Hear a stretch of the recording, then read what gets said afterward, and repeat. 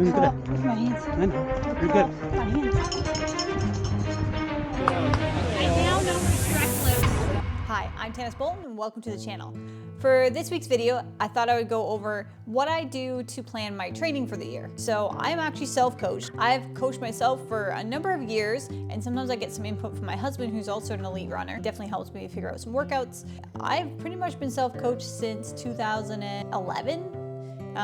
Yeah, basically I had a really good coach in high school, and then I went to university and I was a little disappointed with my coaching. It just wasn't the right style of coaching for me, and there just wasn't enough room to pay attention to individual athletes at the university level versus the whole team. When I started trail running in 2021, I had some input from one of my good friends, Mitch, who you've seen on the vlog in some of my long run videos. So he actually did coach me for my first ultramarathon and helped me get a view of the basics for like how trails differ from road racing. So basically what I learned, the weekends are much more heavily loaded than even a marathon build would be, especially because in trail running you have some back-to-back weekend.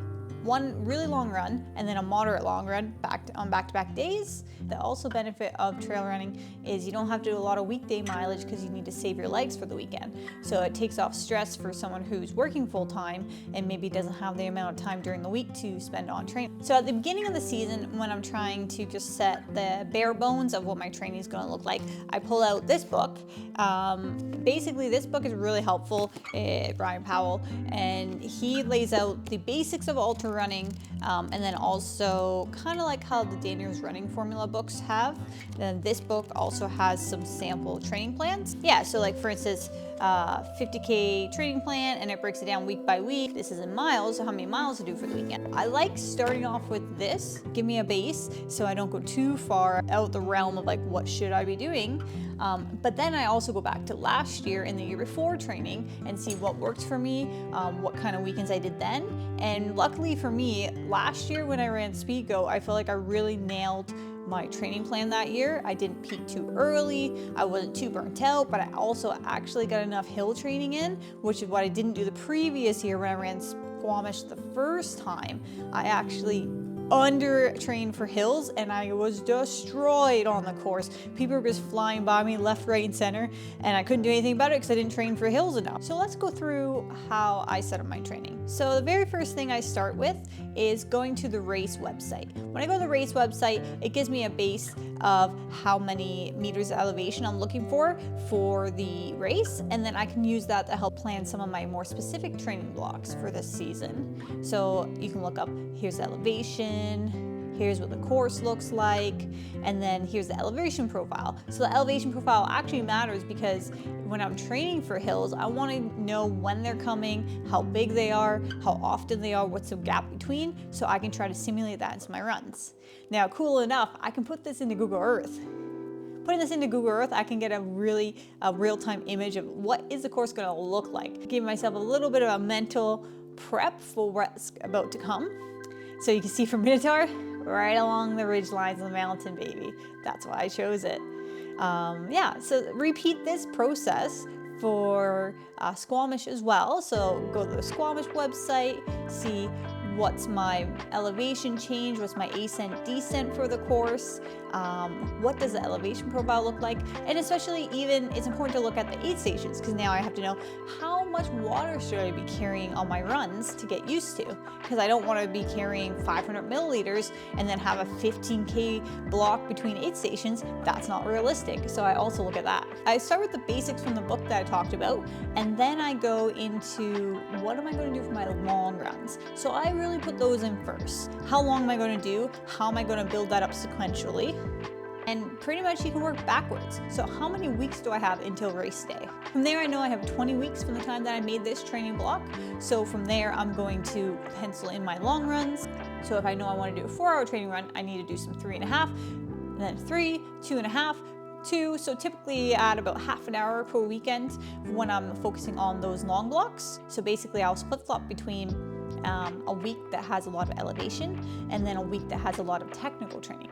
And then after that, I'll pencil in my Wednesdays. I have the day off from work on Wednesdays, so I have actually turned this into a bit of a moderate long run for myself for the week That also gives me a chance to go to some more technical trails and work on that, and or hill repeats if I need to, although it's probably more helpful to have hill repeats during a long run so you simulate the fatigue that will be in your legs for the race. So what do I do with the vert that I found for each race? Well, from there, I look at the total vert for the whole race. So for instance, Minotaur is 2,900 meters of vert over the 33K distance. So then I know that I need to, leading up to Minotaur, cover 2,900 or about 3,000 meters of vert in my weekly training.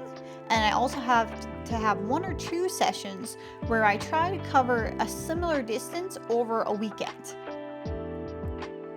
Minotaur would be 86 meters per kilometer for elevation gain.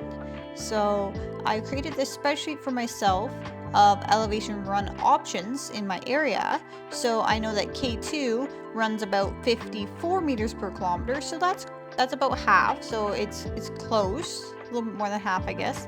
So if I'm looking for something a little bit steeper, that's why I went out and found Ratjaw, which you saw in a previous episode of the vlog. So Ratjaw is super steep because it's so short. It actually is 370 meters per kilometer for just the up. So technically it's about half that because I have to go up and down it for repeats. But that still gives me a really good steep incline to be ready for an 86 meters per kilometer. Because if I only stayed on K2, I'm going to be undertrained for the steepness of this race. One thing that I'm going to add this year is some uphill treadmills. And then last year I did have some workouts thrown into there, but mostly hill repeats. So this year my main change, especially to get ready for the Canadian Championships, I want to add more speed work and tempo work into my weekly runs. So I actually just kind of been avoiding this the last few years with ultra running. I've taken it as a bit of a break from road racing and from having such a strict workout scheduled in order to peak for road racing. But I definitely need to add it back in. So that's how I self-coach myself for ultramarathons and how I create my training plans. I'm sure there's some nuances that I didn't include that you might have questions about. So if you have anything specifics that you want to ask me, let me know in the comments. In a separate video later on, I will be going over my nutrition and my hydration strategies for trail running. That deserves its own video because it's quite complex in terms of individuality and finding what works for you. And that just deserves its own video, really. So thanks for following along. I'll be putting out a more traditional vlog style update for my training for the last few weeks in this coming weekend. So stay tuned for that. Like and subscribe for more.